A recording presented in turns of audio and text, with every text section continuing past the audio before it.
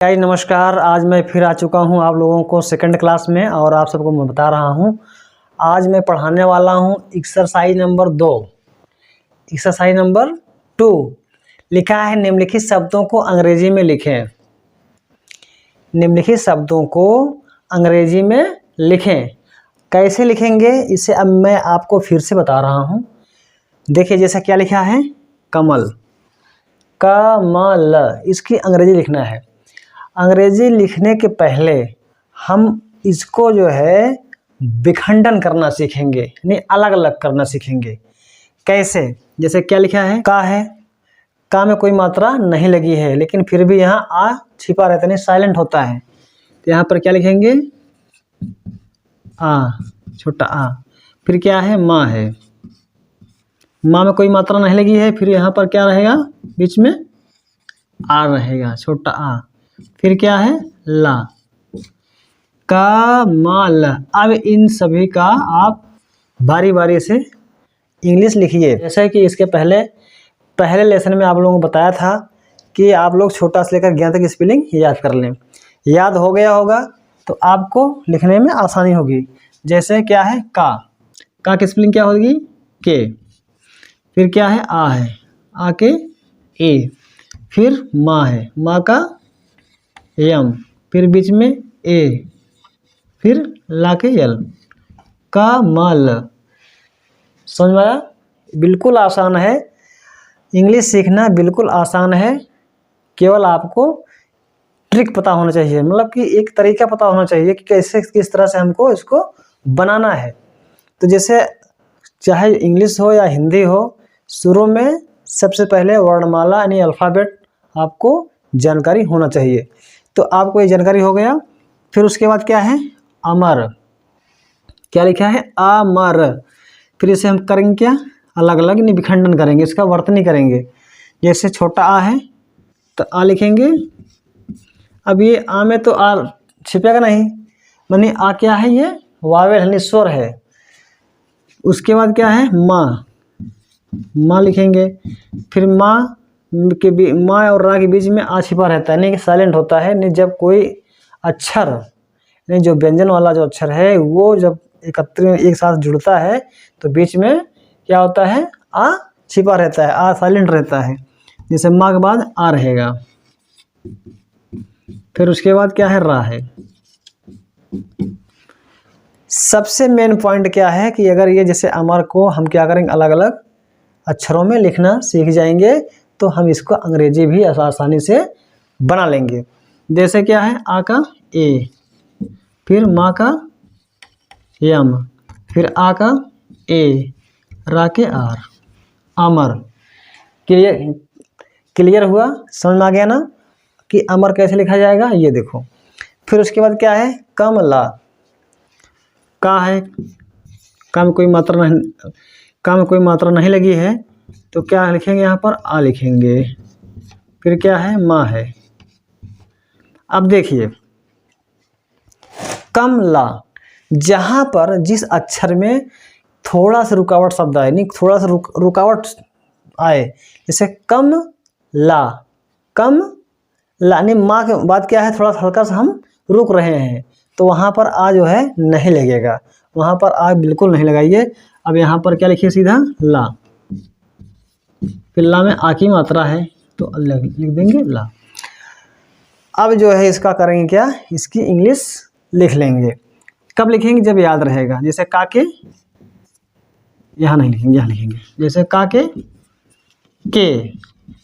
फिर आ के ए, माँ के यम, फिर ला के यल, फिर आ के ए, ये कमला। क्लियर हुआ? हाँ क्लियर हुआ। उसी प्रकार से पटना, पा लिखेंगे, पा में आ साइलेंट रहेगा। फिर टा लिखेंगे। अब देखो पटना, नहीं कि टा के बाद भी हम थोड़ा से रुक रहे हैं, यानी कि थोड़ा सा हम ब्रेक ले रहे हैं, यानी कि पटना, पट। मतलब ये बात मैं जो बता रहा हूँ क्लियर हुआ ना? हाँ। तो यहाँ पर आ नहीं लगेगा। फिर यहाँ पर लिखेंगे ना, ना में आ की मात्रा है तो लिख देंगे। अब देखिए इसका स्पेलिंग लिखना आसानी हो गया। पा के पी, आ के ए, टा के टी, ना के यन, आ के ए, ये पटना। फिर उसके बाद नारद, अब ना है, ना लिख देंगे। फिर ना में आ की मात्रा है, आ लिखेंगे। फिर रा लिखेंगे। फिर आ साइलेंट रहेगा, आ लिखेंगे। फिर यहाँ पर दा लिखेंगे। क्या हो गया? नारद। ना में ना की स्पेलिंग यन, आ के ए, रा के आर, फिर आ के ए, फिर यहाँ पर दा के डी। समझ में आ गया? जिस तरह से मैं आपको बता रहा हूँ वैसे वैसे अगर आप करते हैं तो आपको इसको लिखने में कोई दिक्कत नहीं होगी। जैसे लिखा है जमाल, जा लिखेंगे, जा में कोई मात्रा नहीं लगी है, फिर भी यहाँ पर आ साइलेंट है तो यहाँ पर लिखेंगे आ। फिर माँ है, माँ में आ की मात्रा है, लिख देंगे आ। फिर ला, इसकी इंग्लिश लिखेंगे, आसानी हो गया। जाके जे, आ के ए, माँ के यम, फिर आ के ए, ला के यल, जमाल। कमल, अमर, कमला, पटना, नारद, जमाल। इतना समझ में अगर आ गया हो तो मैं आप लोगों को कुछ वर्क देता हूँ करने के लिए, तो ठीक है। इसे आप लोग अपने नोटबुक में लिख लें अगर लिखना चाहते हैं, या समझ में आ गया होगा, कोई दिक्कत नहीं है। आप लोग वीडियो में बने रहिए कंटिन्यू, और वीडियो को लास्ट तक देखिए। आपको जो जो अभ्यास में पढ़ा रहा हूँ, जो एक्सरसाइज पढ़ा रहा हूँ, वो आपको समझ में आता है कि नहीं आता है, उसे आप कमेंट बॉक्स में बताइएगा। कमेंट कर दीजिए हाँ कि मुझे ये चीज़ समझ नहीं आया, तो मैं कमेंट के माध्यम से आप लोगों को सारी चीज़ें बता दिया करूँगा। तो दोस्तों जैसे जैसे मैं आपको बता रहा हूँ वैसे वैसे आप लोग करते रहेंगे, बहुत ही जल्द बहुत ही आसानी तरीके से आपको इंग्लिश आ जाएगी। और इंग्लिश सीखना बहुत बड़ी बात नहीं है, केवल आपको ट्रिक मालूम होना चाहिए। जैसे जैसे मैं बता रहा हूँ वैसे आप लोग करते रहिए। तो चलो इसी प्रकार से आपको कुछ वर्क करना है।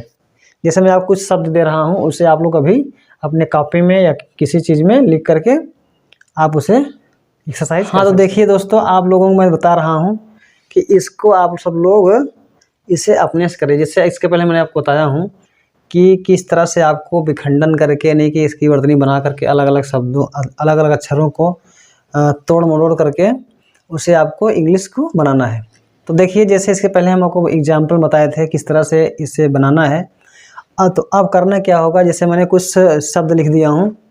जैसे क्या है, मदन है, मदन, रतन, भरत, अटल, अमर, कमल, चमन, जनक, अजय, नवल, पटना, कमला, सरला, पारस, नारद, यादव, सारण, काजल, सलाम, गणपत, दशरथ, महाराजा। आप लोगों को इसकी अंग्रेजी आप स्वयं लिखना होगा, खुद लिखना होगा। आप लोग लिखिए, प्रैक्टिस करिए, और जो चीज़ समझ ना आए कि हमें ये चीज़ नहीं आ रहा है तो आप लोग कमेंट बॉक्स में उसे लिख दिया करें, तो उसको मैं देख करके आपको फिर जवाब दे दूंगा। तो ठीक है, ये एक्सरसाइज नंबर 2 हुआ। इसको करने के बाद फिर मैं अगला बताता हूँ।